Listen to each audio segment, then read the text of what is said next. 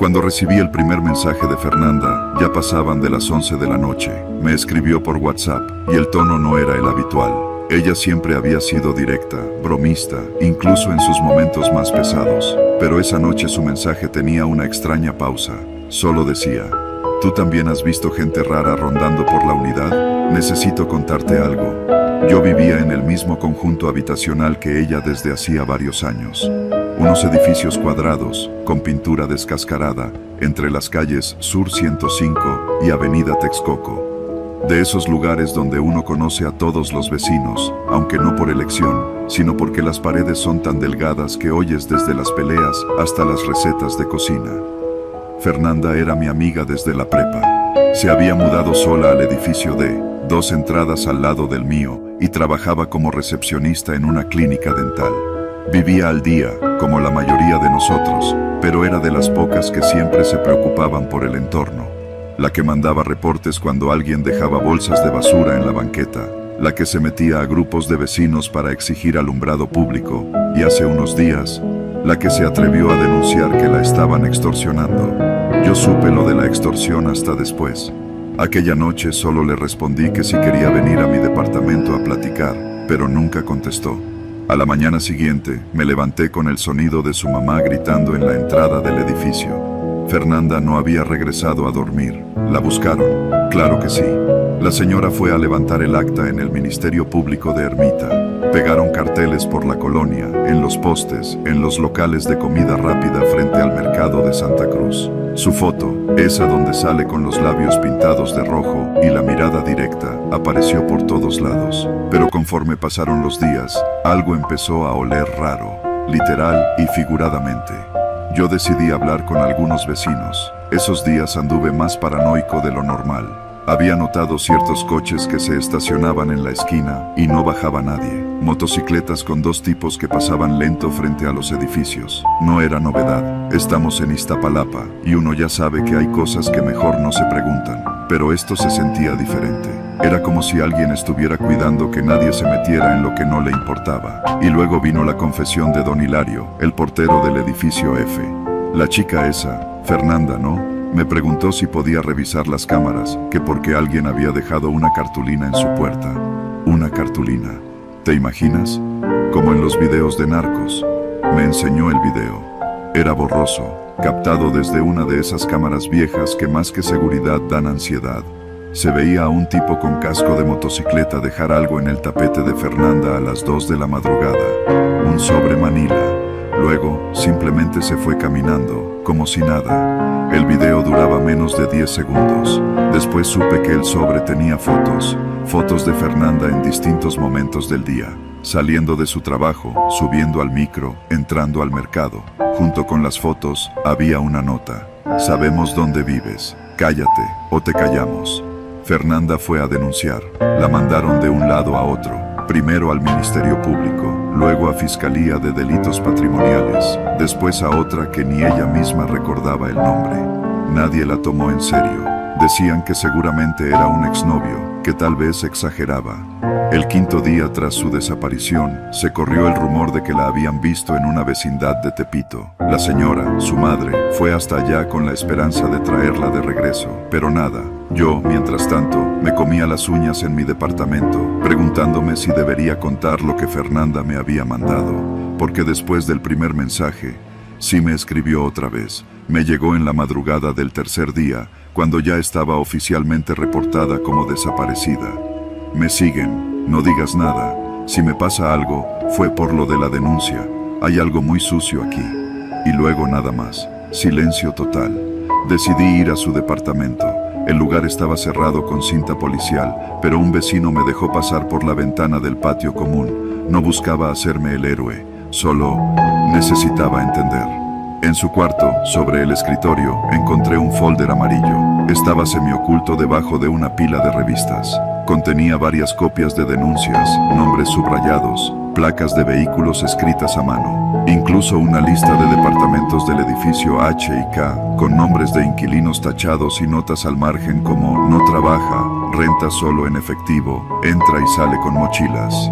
Todo apuntaba a una red de extorsión en la misma colonia, al parecer controlada por un grupo de motociclistas que se dedicaban a cobrar piso a negocios pequeños y que, de alguna manera, también estaban marcando departamentos donde vivían mujeres solas.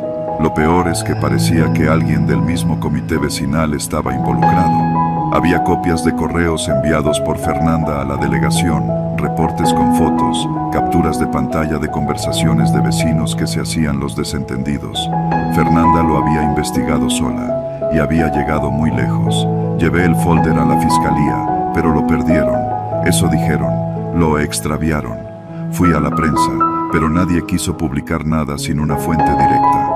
Uno de ellos incluso me preguntó si yo no tenía miedo de que me pasara lo mismo que a tu amiga.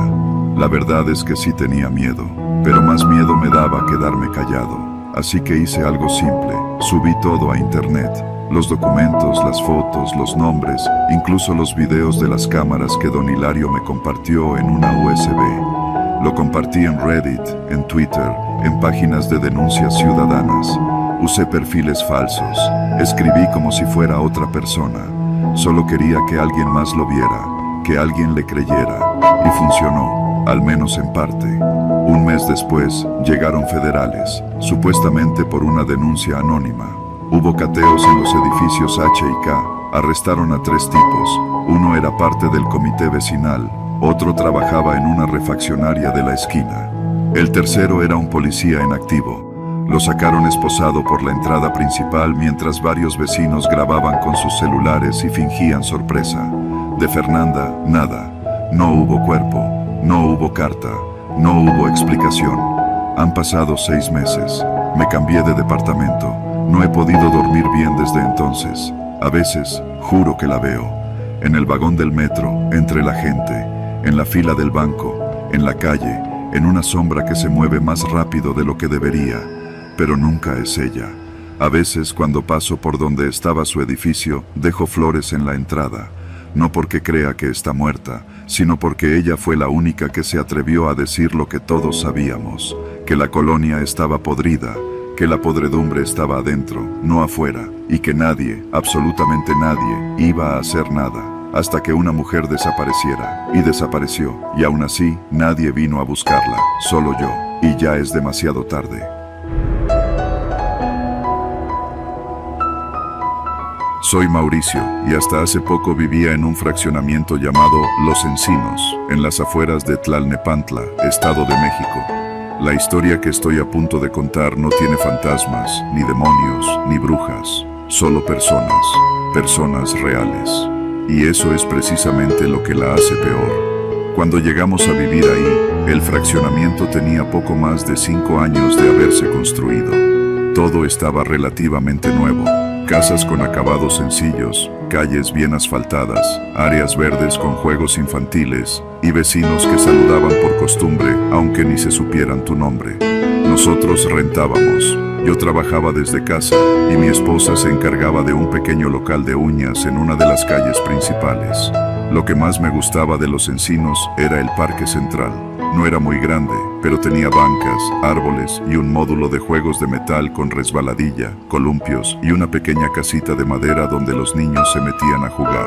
Cada tarde se escuchaban risas, gritos, pelotas rebotando y bicicletas chirriando en la banqueta. Era un lugar vivo, y supongo que eso nos daba cierta falsa sensación de seguridad. Durante casi 2 años, todo fue normal, lo típico. Vecinos que se pelean por los lugares de estacionamiento, niños pateando balones contra portones, perros ladrando a la nada. Hasta que comenzó eso. Todo empezó con un olor raro, a podrido, a humedad estancada, pero solo en las noches. Aparecía al caer el sol, justo cuando los niños dejaban de jugar y las lámparas del parque encendían con ese zumbido eléctrico. Al principio pensamos que era algún animal muerto en las coladeras. Mi esposa incluso llamó al ayuntamiento para que fueran a revisar, pero ya sabes cómo son, que van a mandar una cuadrilla, que están en proceso, que no hay personal suficiente. Nadie vino. Luego pasó lo de los perros. En menos de 2 semanas, 3 vecinos distintos encontraron a sus perros muertos cerca del parque. Uno con el cuello roto, otro con el estómago abierto y el último, según contó la señora Mónica, con la lengua arrancada. lo encontraron tirado justo en la entrada de la casita de juegos. Desde ahí, algo en el fraccionamiento cambió. La gente dejó de ir al parque. Los niños jugaban más cerca de sus casas. Ya no se oían risas al atardecer, solo el zumbido de las lámparas y ese olor cada vez más fuerte. Yo empecé a evitar pasar por ahí, pero un día lo tuve que hacer. Fui a la tiendita del otro lado del parque y regresé caminando por la banqueta junto al área de juegos. Cuando pasé junto a la casita de madera, algo me hizo detenerme. Había un agujero, un hoyo en la tierra, justo debajo de la casita. No era muy grande, como de medio metro de ancho, pero sí profundo.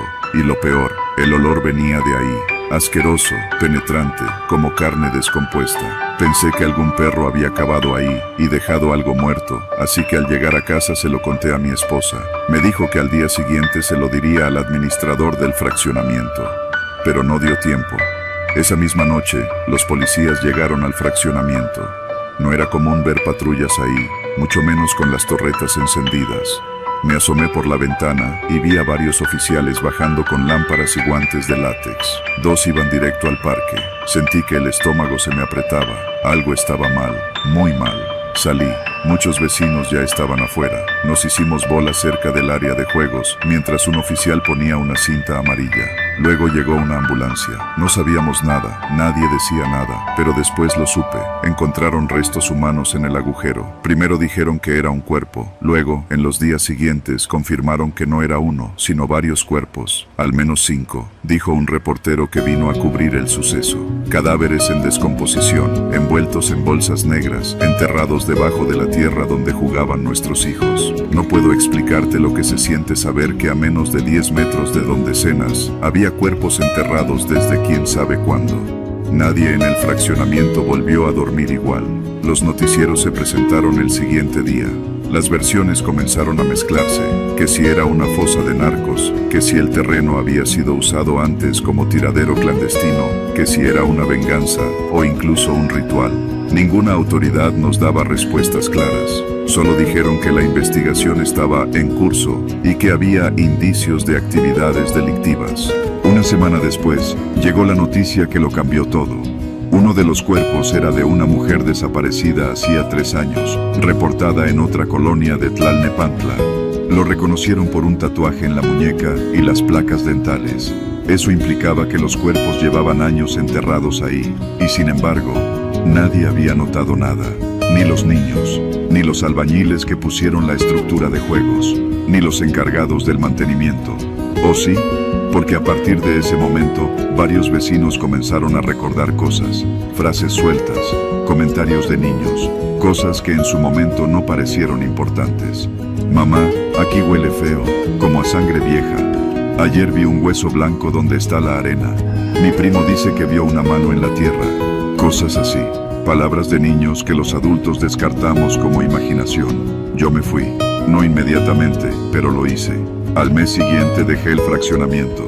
Ya no podía vivir con la idea de haber pasado años caminando junto a un lugar que escondía cadáveres. Mi esposa se resistió, pero al final aceptó. Vendimos todo barato. Perdimos dinero. No me importó. La paz mental es más valiosa. Y aquí estoy, escribiendo esto desde otro lado del Estado de México, en un departamento que apenas si tiene muebles, pero en el que al menos no tengo un parque con muertos enterrados a la vuelta. ¿Quién los enterró ahí? Nunca se supo. ¿Quién lo permitió? ¿Por qué nadie escuchó nada? ¿Quién tapó la tierra después de cada cuerpo? Esas preguntas siguen sin respuesta, pero hay algo que me cuesta más aceptar. Esa casita de juegos, la que estaba justo encima de la fosa, la pusieron un año después de que llegamos. Es decir, alguien la instaló sobre los cuerpos. Y eso me revuelve más el estómago que cualquier noticia, porque alguien sabía y lo permitió.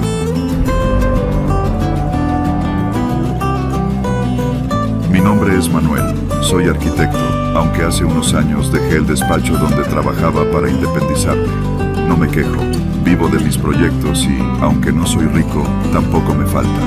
Tengo 42 años, divorciado desde hace 3, y comparto departamento con mi perro Bruno, un pastor alemán que me ha salvado de la soledad más veces de las que puedo contar. La historia que voy a contar ocurrió hace poco, en el mes de septiembre, una noche cualquiera en la Ciudad de México.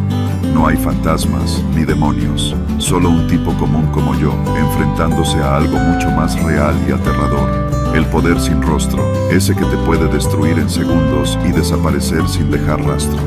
Eran alrededor de las 11 de la noche. Acababa de salir de casa de un amigo en la colonia Roma. Habíamos cenado y tomado unas cervezas, no muchas. Iba sobrio, solo un poco cansado. Mi carro, un Jetta gris modelo 2014, estaba estacionado en una calle lateral. Me subí, puse música, algo tranquilo, Sabina o algo así, y empecé a manejar rumbo a mi departamento, en Mixcoac. Tomé Insurgentes y luego di vuelta en una calle secundaria para evitar el tráfico de Reforma.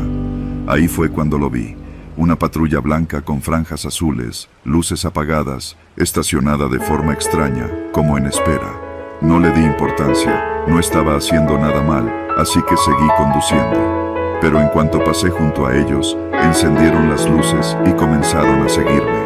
Manejé normal, sin acelerar. Después de 2 cuadras, me indicaron que me orillara. Me estacioné. Bajaron 2 policías. Uno de ellos era joven, de esos que todavía conservan la mirada viva. El otro, mayor, con panza de cantinero y un bigote espeso como los que se usaban en los 80. Se acercaron a mi ventana, que bajé hasta la mitad. «Buenas noches, caballero. ¿A dónde se dirige?», preguntó el viejo con voz seca. «A mi casa, oficial. Acabo de salir de casa de un amigo». «¿Tomó?», preguntó el joven casi con timidez. «Una cerveza con la cena, nada más», respondí tranquilo. «Estoy bien, puedo soplar si lo necesitan». El viejo soltó una risa nasal. «¿Sabe por qué lo detuvimos?». «No, oficial». «Maniobras sospechosas». Cambió de carril sin direccional y hizo una pausa dramática. «Parece que trae una mica alterada en la placa trasera». «¿Cómo?». «No, mi carro está en orden, puede revisarlo». Él no dijo nada, se miraron entre ellos. El viejo dio un paso atrás, se puso en posición firme y luego lo dijo. «Mire, joven, esto puede resolverse rápido. Nada más necesitamos que coopere. Una cooperación inmediata. Ya sabe cómo es esto». No respondí de inmediato. Me quedé mirando al frente, el volante en las manos. Sentí el corazón empezar a latirme más fuerte. No de miedo todavía, sino de coraje. «¿De cuánto estamos hablando?», pregunté sin mirarlos. «Usted diga, no queremos perjudicarlo, pero si esto se hace oficial, ya sabe, hay que remitir el vehículo, ir al torito, papeleo. Usted decide». No traía mucho dinero en efectivo, quizás 500 pesos en la cartera. Saqué la cartera lentamente, mostrándoles que no iba a hacer ninguna tontería. Les di el dinero. El viejo lo tomó sin pena, como si estuviera recogiendo su nómina. «¿Y sabe qué, caballero? Por ser usted, le vamos a revisar el vehículo.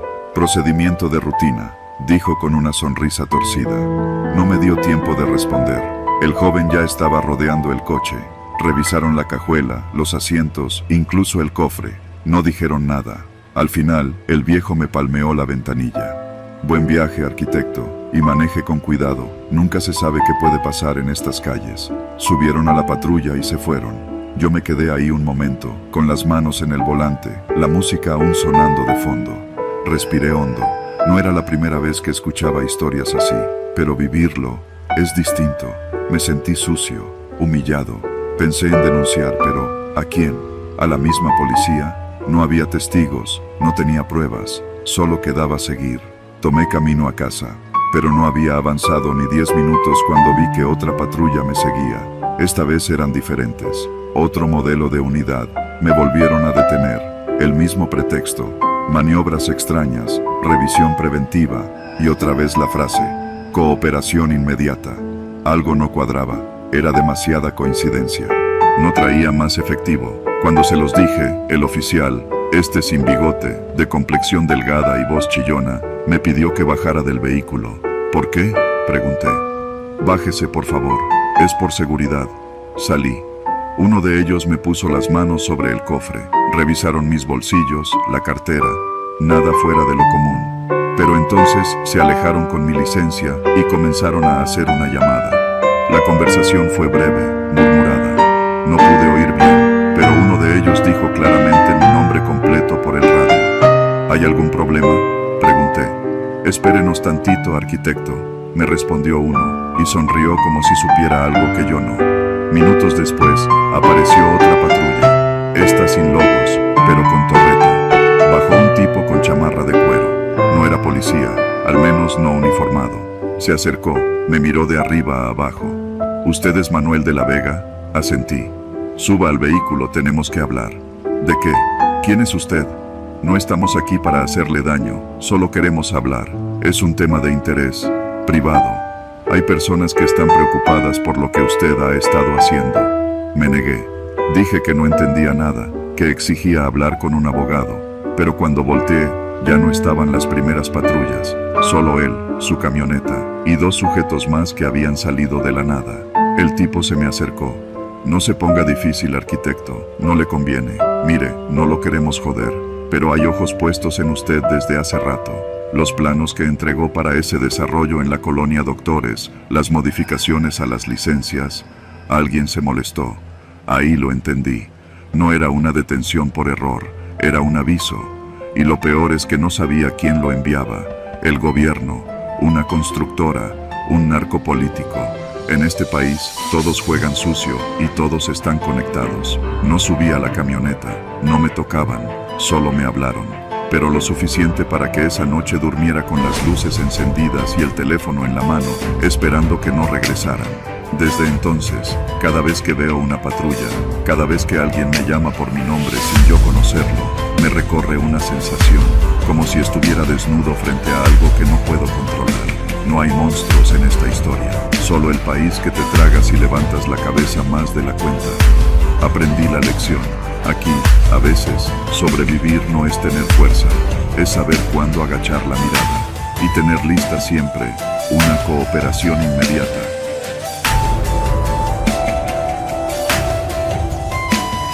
Todo empezó una madrugada de febrero, en una de esas noches pesadas donde el insomnio y la rutina se sienten como un castigo.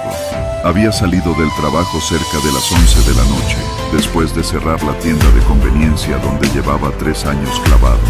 Tomé el camión rumbo a la casa de mi mamá, en Ecatepec, como lo hacía cada semana para dejarle algo de despensa. Siempre me tocaba ese último viaje. Un camión de la línea México-Tizayuca, de esos que pasan por Insurgentes Norte, cruzan Indios Verdes y se lanzan rumbo a los municipios del noreste del Estado de México. A esa hora, la mayoría de los pasajeros ya iba dormitando con la cabeza contra la ventana o los audífonos puestos. Yo iba en el asiento detrás del conductor, medio despierto, mirando por la ventana mientras la ciudad se apagaba lentamente. El chofer era un señor de unos 50, con bigote canoso, cara de haber manejado toda la vida. Manejaba con calma, sin música ni ruido, como si llevara un cargamento frágil. Llevábamos cerca de 1 hora de trayecto cuando ocurrió algo que me sacó de mi somnolencia. Habíamos pasado la caseta de Ojo de Agua, ya adentrándonos en la zona industrial rumbo a Tecámac, cuando el conductor dijo algo que rompió el silencio. Quien se quiera bajar en la viga, mejor que lo piense 2 veces, murmuró, casi para sí mismo, pero lo suficientemente fuerte como para que lo oyéramos los de adelante. Una señora gorda que iba 2 filas atrás preguntó de inmediato, ¿cómo que por qué, joven? Él no respondió, solo se encogió de hombros y siguió manejando, pero lo dijo con una seriedad que no parecía broma. Yo conocía esa zona. La Viga era un asentamiento irregular que estaba justo después del desvío de Lomas de Tecámac. Un lugar raro, casas a medio construir, calles de terracería y faroles que parpadeaban cuando funcionaban. Nunca me había bajado ahí, pero había pasado varias veces por ese tramo. Unos 20 minutos después, el camión redujo la velocidad. Ya íbamos por una avenida sin nombre, con terrenos baldíos a los lados. El asfalto se sentía más rugoso, las luces más escasas. Vi por la ventana que se acercaba la parada de la Viga. Un foco solitario iluminaba apenas la banqueta. Entonces se levantó un chavo de gorra negra y sudadera. Sin decir nada, jaló la cuerda para indicar su bajada. El conductor frenó en seco. No abrió la puerta. Aquí no, dijo, sin voltear. El chavo frunció el ceño. ¿Cómo que no? Aquí no bajo a nadie, repitió el conductor, esta vez más firme. La tensión en el camión fue inmediata. Nadie dijo nada, pero todos dejaron de mirar el celular. El chavo se acercó al chofer y le habló con tono de advertencia. Yo pagué. Tengo derecho a bajarme donde se me dé la gana. Te bajo más adelante, donde hay luz y gente, dijo el chofer sin mirarlo. El chavo dudó, miró por la ventana, vio el camino de tierra y las sombras que se perdían entre las casas mal hechas. Apretó los labios, luego volvió a su asiento sin decir más. A nadie le hizo gracia. Cuando el camión arrancó de nuevo, todos estábamos en alerta. No sabíamos si era una advertencia, una superstición o qué. El tipo no parecía loco. Al contrario, hablaba como alguien que sabía algo. Yo no pude evitar preguntarle cuando se vació el camión y solo quedábamos él y yo. ¿Qué pasa ahí, Don? ¿Por qué no baja gente en la viga? El conductor me miró por el espejo retrovisor. Manejaba con una mano en el volante y la otra apoyada en la ventana abierta. Porque una vez bajé a alguien ahí y no volvió a subirse nadie más. No dije nada. Esperaba que continuara. Fue hace como 3 años, siguió él. Un pasajero, joven como tú, me pidió bajarse ahí mismo. Le dije que no era buena idea, que esa colonia no estaba bien, pero insistió. Lo dejé, y apenas avancé unos metros, me pareció ver que alguien lo estaba esperando. Unos tipos en moto, con cascos oscuros. Hizo una pausa. A la semana apareció su foto en un poste, pegada con cinta gris. Se buscaba a ese muchacho. Nunca lo encontraron. Pasaron semanas desde esa noche. Yo no le di más vueltas. Pensé que tal vez el señor se había inventado una historia para evitar asaltos o para justificar alguna regla de la empresa. Pero el destino es cruel y las palabras a veces se quedan sembradas como semillas. Una noche me tocó ir a ver a un cliente que vivía en esa misma zona. Yo trabajo haciendo reparaciones de redes inalámbricas y cámaras de seguridad. Me llegó el contacto por un grupo de Telegram. Me ofrecieron 1,500 pesos por revisar un equipo en una privada de La Viga. Acepté, porque necesitaba el dinero y porque el viaje no parecía tan largo. La cita era a las 8 de la noche. Tomé el mismo camión, el mismo trayecto, pero esta vez me bajé en La Viga, justo donde aquel chavo había querido bajarse semanas atrás. Al principio, todo parecía normal. Casas humildes, niños jugando en la banqueta, un par de perros cruzando la calle. Pero a medida que avanzaba hacia la dirección que me habían dado, el ambiente cambió. Calles sin luz, puertas cerradas, gente que me miraba sin disimulo desde adentro, como si supieran que yo no era de ahí. La dirección era una casa de 2 pisos, sin pintar, con un foco rojo colgando en la entrada. Toqué el timbre, nada. Golpeé la reja con los nudillos, silencio. Me asomé por la ventana del portón, pero no se veía movimiento. Saqué mi celular para marcarle al contacto, pero no tenía señal. Nada, ni una rayita. Intenté conectarme a alguna red, solo una apareció. Casita Segura 01, protegida por contraseña. Entonces escuché algo detrás de mí. Una moto, sin placas. 2 tipos con cascos oscuros. Me hice a un lado para que pasaran, pero la moto se detuvo justo frente a mí. El que iba atrás se bajó lentamente. Yo retrocedí un paso, pero no pude evitar notar que llevaba guantes de cuero y no hablaba. ¿Vienes por lo de las cámaras?, preguntó el que manejaba. Asentí con la cabeza, aunque algo dentro de mí gritaba que no, que corriera. Adelante, te están esperando, dijo, señalando la puerta. Pasé. La reja se abrió sola. Adentro, la casa estaba a oscuras. Avancé unos metros hasta el zaguán. Pisé algo que crujió, una botella, luego otra, vidrios rotos. El pasillo olía a orines, a metal oxidado, a encierro. Me giré para salir. La reja estaba cerrada. La moto ya no estaba. Intenté gritar, pero algo me dijo que no era buena idea. Fue entonces que lo escuché. Pasos arriba, y una voz masculina hablando por teléfono. Ya lo tenemos. Dice que vino a revisar cámaras. No trae nada de valor, solo herramientas. Otra voz, más baja, le respondió desde algún lugar que no alcancé a escuchar, pero capté algo. Revísale la mochila y lo subes. Mi mente se congeló. La mochila, mi celular, mis credenciales. Me metí al primer cuarto oscuro que encontré y me escondí detrás de una pila de escombro. Contuve la respiración. Escuché cómo alguien bajaba las escaleras, cómo abría y cerraba puertas, cómo murmuraban entre ellos. ¿Dónde se metió? El pendejo no salió, tuvo que haberse quedado adentro. Yo sabía que si me encontraban, no saldría de ahí. Estuve ahí adentro más de 2 horas, sin moverme, sin hacer ruido. Cuando escuché que la puerta principal se abría de nuevo y los pasos se alejaban, conté hasta 300 antes de salir corriendo. No me detuve hasta llegar al camellón donde pasaba el camión. Tardó casi 40 minutos en pasar el siguiente. Me subí sin decir una palabra. Era otro conductor, otro rostro. Pero al verme de verdad, supo que algo me había pasado. Te bajaste en la viga, ¿verdad? No dije nada. Ya te lo dijeron. Ahí no debe bajarse nadie. Desde entonces, evito ese rumbo. Cambié mi ruta, cambié mi número. A veces creo que me siguen, que saben quién soy, o que me dejaron ir porque no les interesaba lo que traía. Pero cada que paso por la autopista y veo esa colonia desde la ventana del camión, no puedo evitar sentir que adentro de esas casas hay gente observando, esperando. Gente que sabe cuando alguien no pertenece ahí. Y lo que más me hiela la sangre es pensar en cuántas personas más se han bajado ahí y nunca volvieron a subir a ningún lado.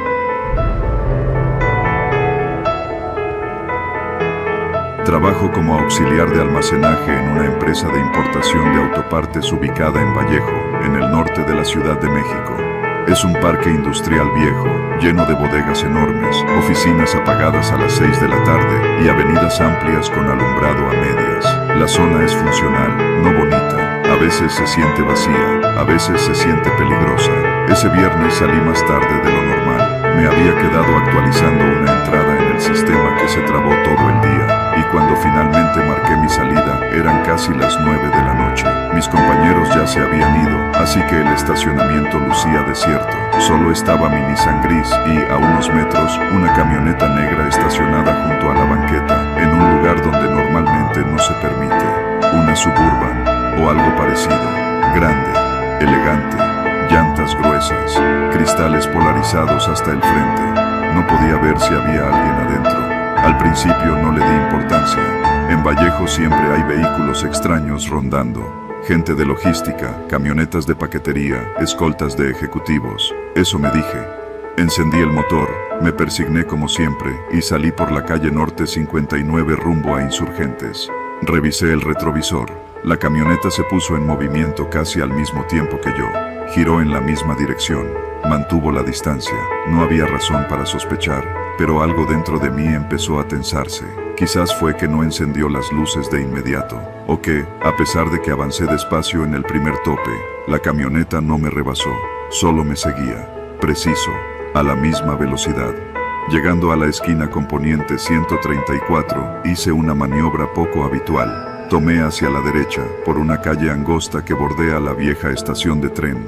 Esa calle no lleva a ningún lado útil si vas en coche, solo conecta con un puente peatonal oxidado. Era una trampa para ver si me seguían. Lo hice sin pensar, instinto.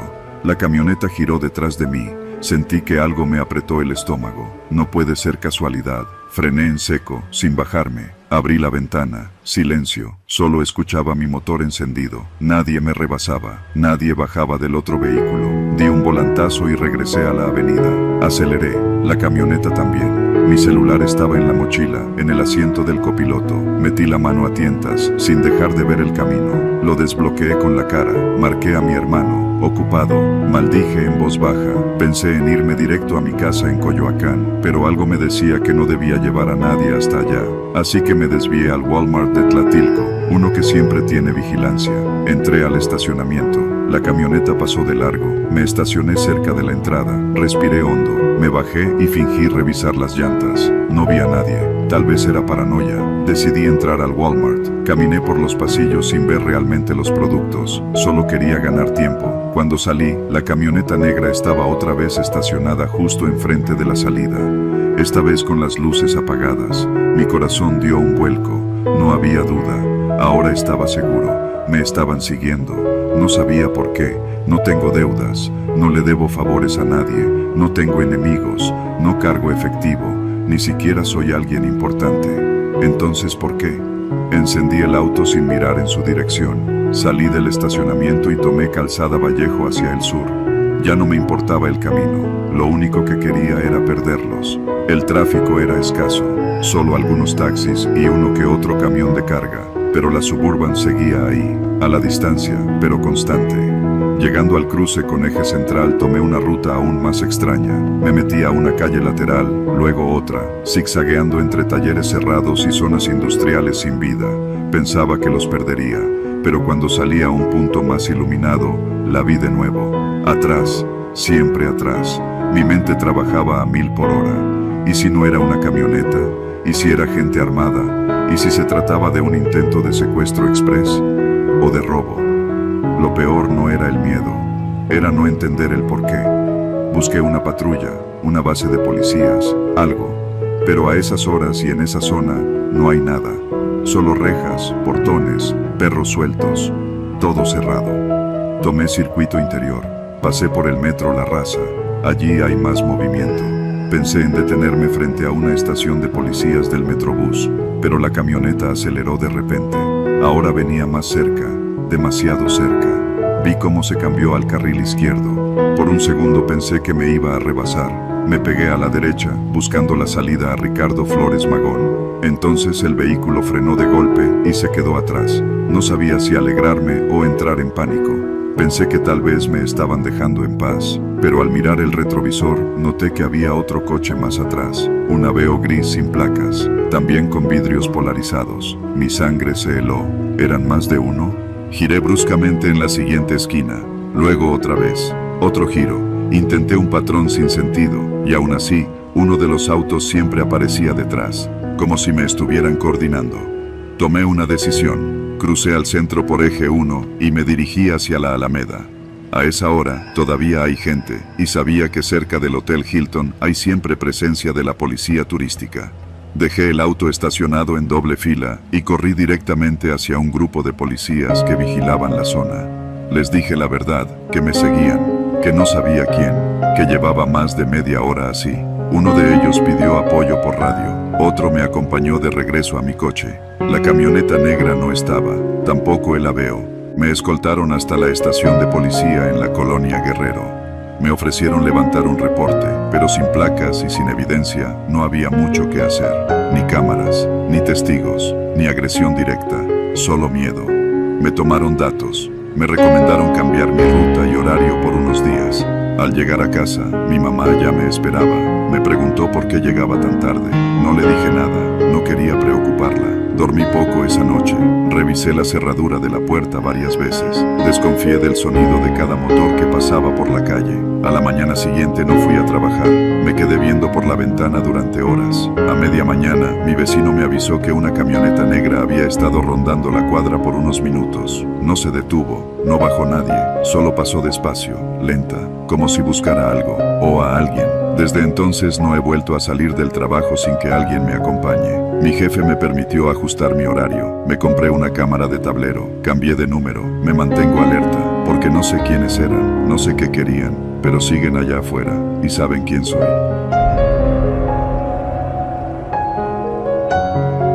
Mi nombre es Álvaro y tengo 27 años. Desde hace 3, trabajo como cajero en un Oxxo ubicado en una esquina bastante transitada de Iztacalco, en la Ciudad de México, justo entre una parada de microbuses y una calle secundaria que lleva directo a varias vecindades.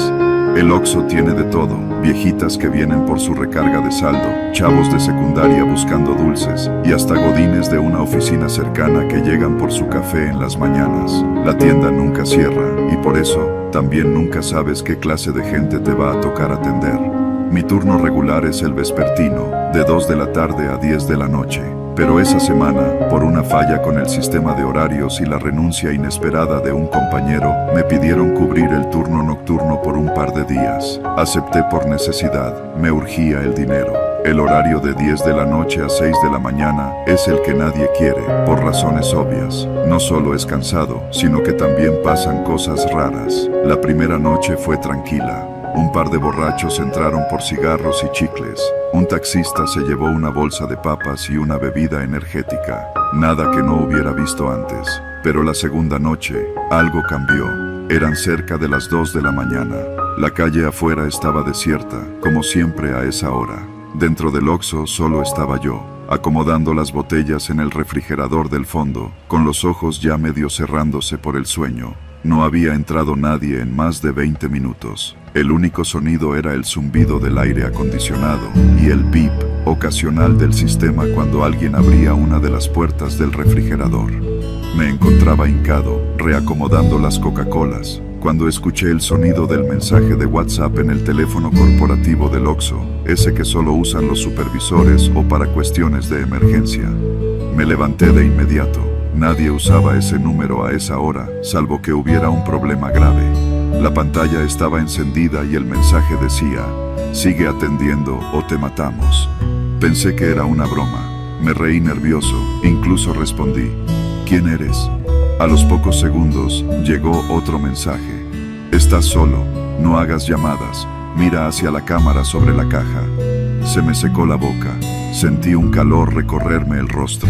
Volteé lentamente hacia la cámara. Era una de esas pequeñas, redondas, de techo, que siempre están prendidas. Nunca me había detenido a pensar quién las veía en tiempo real, si es que alguien las veía. Otro mensaje: no intentes nada, solo haz tu trabajo, vas a saber cuándo parar. Intenté respirar hondo. Me dije a mí mismo que tal vez era una broma pesada del supervisor, un juego tonto. Pero mi supervisor era un señor cincuentón que apenas podía mandar un correo. No usaba WhatsApp, mucho menos a las 2 de la mañana. Decidí no contestar. Cerré el chat y puse el celular boca abajo. Volví a la caja con la mente dándole vueltas. Pensé en llamar a la policía, pero si realmente me estaban observando, podrían verme hacerlo. No quise arriesgarme. Lo peor fue que, en la pantalla frente a mí, las cámaras seguían transmitiendo en vivo. Las imágenes de los pasillos vacíos, la entrada, el refrigerador, y yo, viéndome a mí mismo desde arriba, como si fuera una rata atrapada. 10 minutos después, entró un cliente. Un tipo alto, encapuchado, con lentes oscuros. No dijo nada. Caminó directo al refrigerador, sacó una cerveza y se acercó a la caja. Le cobré en silencio, sin mirarlo mucho. Pagó con un billete de 50 y salió sin decir una sola palabra. Pensé que ya me estaba volviendo paranoico. El teléfono vibró de nuevo. Bien hecho, sigue atendiendo, no preguntes nada. Comencé a sudar. Abrí el cajón de la caja y vi que todo estaba en orden, pero la sensación de estar vigilado era más fuerte que nunca. Miré hacia afuera, nadie, ni un coche, ni un peatón. Pasó una hora, la puerta no se abría. Me movía como autómata fingiendo normalidad. Me puse a limpiar los vidrios con Windex, a reacomodar los chocolates, todo con las cámaras encima de mí. En algún momento, dejé caer una caja de Bubulubus por accidente. Cuando me agaché a recogerla, el teléfono sonó de nuevo. No te agaches tanto, no nos obligues. Di un salto, volteé hacia todos lados. Ahora sí estaba seguro de que alguien me estaba viendo. El ángulo era exacto, como si lo hubieran tomado desde la cámara sobre la caja. El miedo ya no era solo psicológico, era físico. Las piernas me temblaban. Entonces pensé en la bodega. En la parte trasera del Oxxo hay una bodega pequeña, con un monitor extra y otra cámara que apunta directamente a la caja. Nunca la usábamos, pero sabía que desde ahí se podía ver todo el sistema de seguridad. Caminé hacia allá fingiendo que iba por más bolsas para reponer. El pasillo hacia la bodega estaba oscuro, la luz parpadeaba. Cuando empujé la puerta, el monitor estaba encendido, pero no mostraba las cámaras del Oxxo, mostraba una sola imagen, la mía, congelada.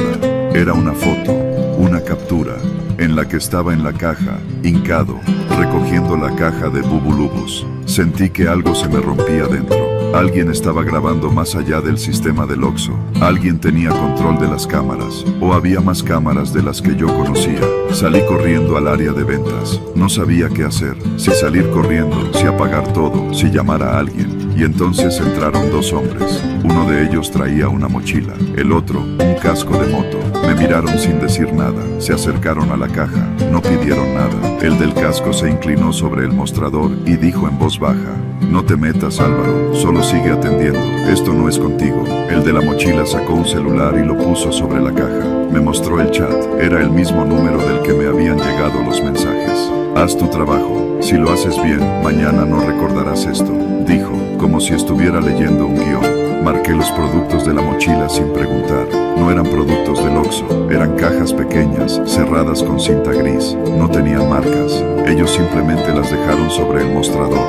Yo pasé el código de barras de una caja cualquiera, simulado, y el del casco deslizó una tarjeta bancaria. La terminal pitó, aprobó el cargo. Gracias, bro, dijo uno de ellos. Salieron caminando, tranquilos, como si acabaran de comprar pan. La puerta se cerró. El celular sonó una última vez. Gracias, ahora puedes descansar, pero no hables de esto, nunca. Y luego, el chat desapareció, como si nunca hubiera existido. Ni el número, ni los mensajes. A las 6 de la mañana llegó el relevo. Yo no dije nada. Fui al baño y vomité. Pedí el cambio de sucursal esa misma semana. No por miedo a lo que vi, sino por lo que nunca sabré. ¿Quién me vigilaba? ¿Qué llevaban en esas cajas? ¿Por qué me eligieron a mí? Solo sé que, cada vez que entro a un Oxxo, no puedo evitar mirar la cámara sobre la caja y preguntarme si alguien, en algún lugar, está viendo todo. Y si algún cajero, en alguna otra tienda, está recibiendo ahora ese mismo mensaje: sigue atendiendo o te matamos.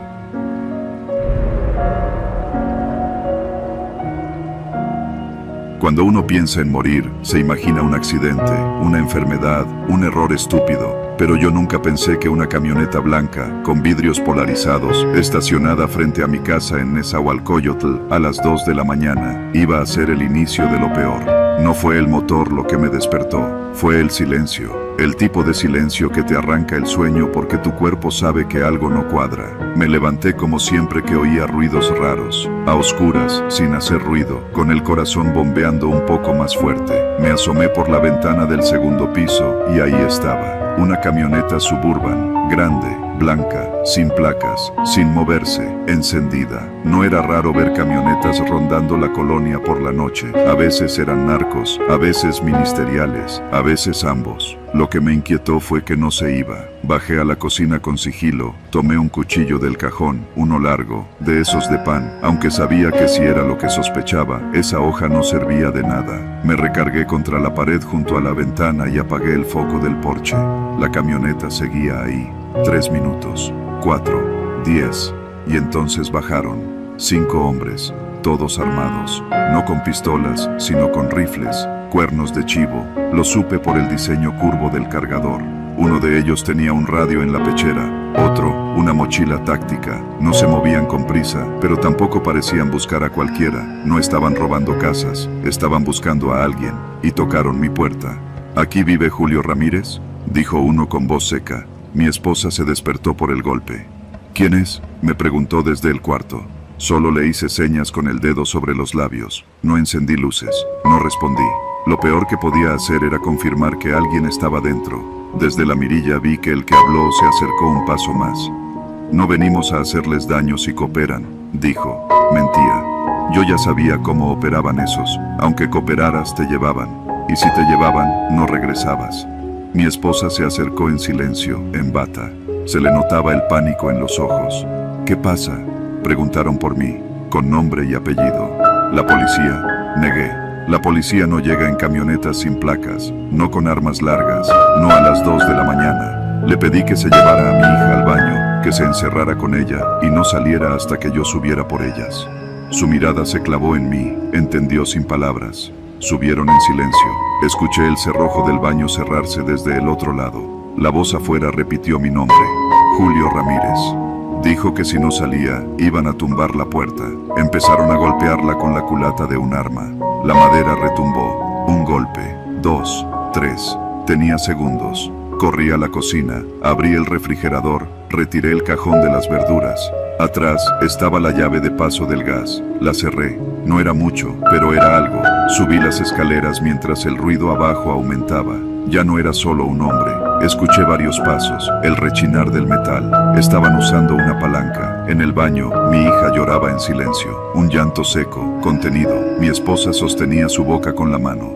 Van a entrar, dije. Mi esposa quiso hablar, pero la detuve. Escúchame, si me llevan no salgas. No salgas aunque te lo pidan. No importa lo que oigas. No importa si grito. No salgas. ¿Entendiste? ¿Qué vas a hacer? Voy a esconderme. Necesito tiempo. Solo tiempo. Me metí al closet del cuarto, uno pequeño, de madera vieja. Me encerré dentro. Dejé el cuchillo ahí. No lo iba a necesitar. Cerré la puerta con el seguro desde dentro y contuve la respiración. Escuché la puerta principal romperse. Tronó con fuerza. Luego, pasos pesados sobre las baldosas. Julio Ramírez, sabemos que estás aquí, perro.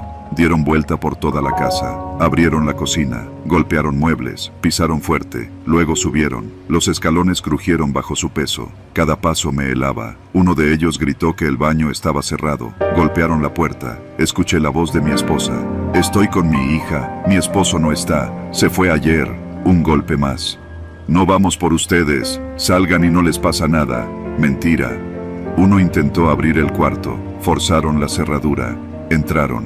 Sentí que el closet se sacudía. Alguien lo abrió, pero no por completo. Había una maleta grande frente a mí. No me vieron.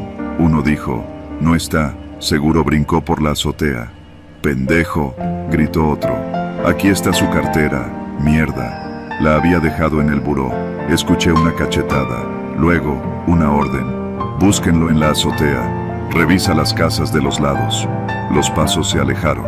Me quedé en el closet al menos 15 minutos, tal vez 30. No me atreví a mirar el reloj, solo escuchaba.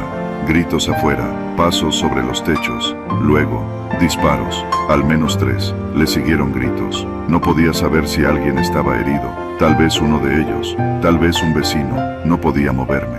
Después, un silencio largo, muy largo. Pasaron casi 2 horas antes de que bajara. Mi esposa seguía encerrada con la niña.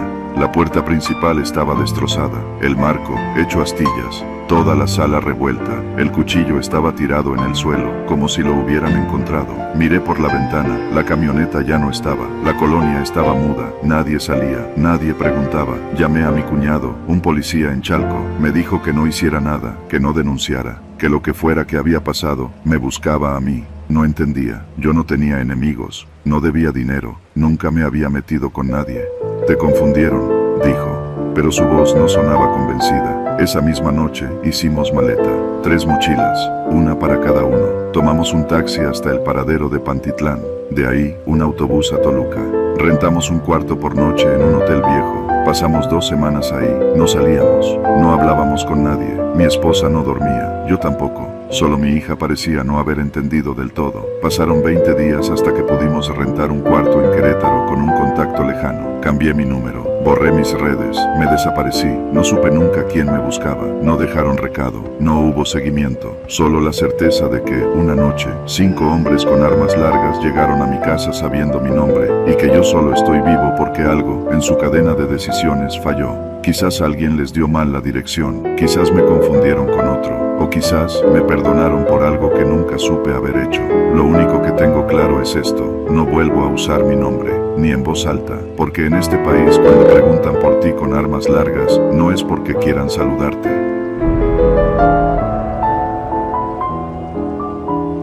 Me llamo Jesús, y esto que estás a punto de leer me pasó en el año 2022, un jueves por la noche, en la alcaldía Iztapalapa, Ciudad de México. Yo trabajaba en ese entonces como auxiliar de almacén en una bodega que quedaba cerca de la central de abastos, y salía casi diario después de las 10. Como la mayoría, tomaba la combi para volver a casa. Vivía con mi madre y mi hermana en la colonia Santa Marta, Acatitla. Las rutas nocturnas ya casi no se llenaban a esa hora, así que uno agradecía que hubiera lugar para irse sentado. Esa noche no era distinta a ninguna otra. Me subí a la combi a eso de las 10:20. Éramos 6 pasajeros, contando al chofer, una señora con uniforme de limpieza, 2 chavos que parecían estudiantes, un don ya mayor que se veía bien cansado, y un tipo flaco, alto, con gorra y chamarra negra, sentado en la esquina del fondo, solo. Me fijé en él porque traía una mochila grande en las piernas, de esas de repartidor de plataforma, aunque la suya no tenía logo. Yo iba con los audífonos puestos, viendo por la ventana cómo las luces de los puestos callejeros se iban alejando. Las calles empezaban a vaciarse y el calor húmedo del día ya bajaba. No había mucho tráfico. A esa hora, la ruta siempre era rápida. Cuando la combi llegó al cruce de la avenida Tláhuac y la calle de la Turba, el chofer frenó de golpe. Pensé que alguien iba a subir, pero nadie se acercó a la puerta. El chofer bajó el volumen de su música y empezó a mirar por los espejos como si hubiera visto algo. Se asomó, hizo una seña de "ahorita regreso" y se bajó sin decir nada. Todos nos quedamos quietos unos segundos, pero nadie dijo nada. No era raro que los choferes se bajaran por un cigarro, a orinar en un árbol o para hablar con otro chofer, así que no me alarmé. Pero pasaron unos minutos y el señor no volvía. La señora de limpieza se asomó a la ventana. Dijo en voz baja: "No lo veo". Fue entonces cuando 2 tipos salieron de la nada y se plantaron frente a la puerta trasera. Uno de ellos, moreno, ancho de espaldas, golpeó el vidrio con los nudillos. «Pásate para atrás, compa», le dijo al chavo que estaba junto a la puerta. Fue ese tono, seco, sin emoción, lo que me heló. El tipo que hablaba tenía algo en los ojos que no se veía normal. No eran rojos ni raros, eran comunes. Lo que daba miedo era cómo no mostraban nada, ni enojo, ni prisa, ni nervio, nada. Como si lo que iba a hacer ya lo tuviera ensayado muchas veces. El otro tipo, más flaco y con chamarra verde, sacó una pistola y la mostró apenas, con un gesto de advertencia. El don mayor alzó las manos de inmediato. La señora se cubrió la boca con ambas manos. El de la chamarra negra, el que iba solo al fondo, se levantó sin decir nada. No reaccionó como nosotros. Caminó despacio hacia la puerta, como si ya supiera qué seguía. Al pasar junto a mí, sentí un olor raro. No feo, pero sí muy fuerte, como cuando uno entra a una ferretería, ese olor a metal, a grasa vieja. Los dos tipos subieron sin prisa. El primero revisó a cada pasajero, mientras el otro apuntaba. A mí me sacaron el celular, la cartera y hasta el reloj. Nadie se resistió. El de la pistola nos ordenó que no levantáramos la cabeza. Ni un ruido, ni una mirada. Y ya saben, si no cooperan, se quedan aquí. La señora sollozaba en silencio. El don parecía estar a punto de desmayarse. Uno de los chavos trataba de respirar hondo, como conteniéndose. Yo solo pensaba en mi familia. Cuando terminaron de revisar a todos, el tipo moreno se dirigió al fondo. Ahí, el tipo de la mochila, el repartidor, ya no estaba en su lugar. La mochila seguía ahí, pero él no. Todos lo notamos al mismo tiempo. El tipo de la pistola lo notó también. ¿Y ese güey? El otro abrió la mochila y de inmediato se echó hacia atrás. No mames, yo no vi lo que había adentro, pero por la reacción, no era dinero ni celulares. El tipo moreno soltó un «vámonos», y ambos bajaron corriendo. La combi quedó en silencio. Nadie se movió. Todos mirábamos la mochila en el asiento. Pasaron segundos, no sé cuántos, hasta que uno de los chavos se levantó, temblando, y se acercó. Yo lo seguí, movido por la misma mezcla de miedo y necesidad de entender. La mochila estaba abierta. Dentro había bolsas de plástico, pero no de comida.